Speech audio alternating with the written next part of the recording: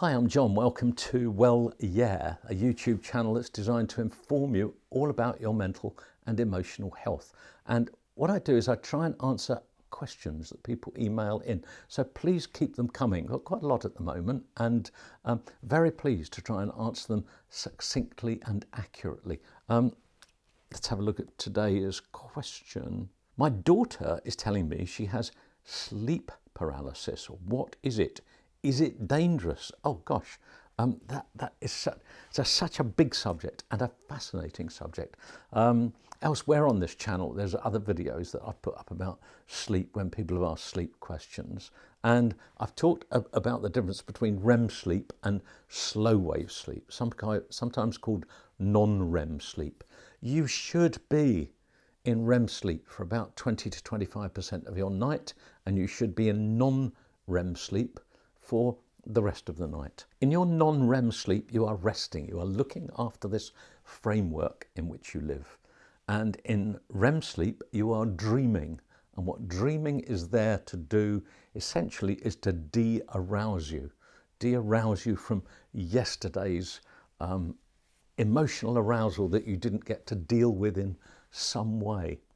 Now, there's several interesting phenomena in REM sleep. I think it was back in the early 1950s that French scientist Jouvet first spotted the whole business of REM sleep and started studying it. And it stands for REM sleep, rapid eye movement sleep. And that's, as I said, is when we do our dreaming. But there are some interesting phenomena around what happens to us when we're dreaming. And one of those is that your anti-gravity muscles don't work. It's not that you're paralyzed, it's that you can't get up.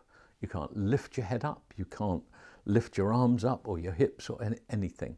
And if you think about it, it's Mother Nature's wonderful safety mechanism to stop you going and acting out your dreams.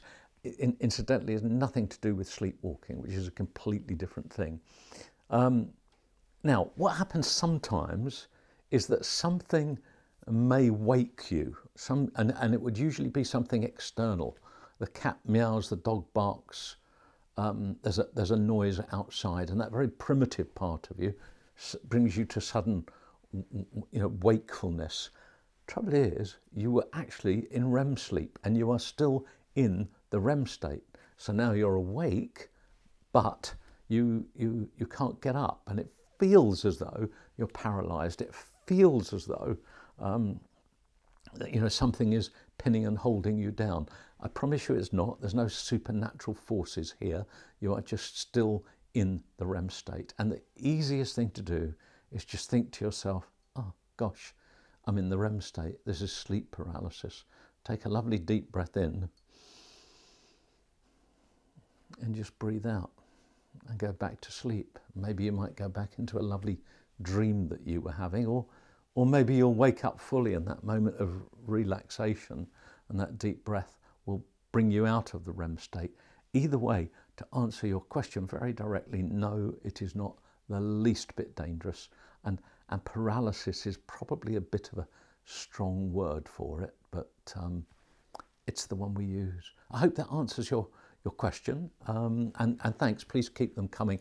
And by the way, really, really important thing, whether you sleep well or not, please take really, really good care of each other and take good care of yourself. Thank you.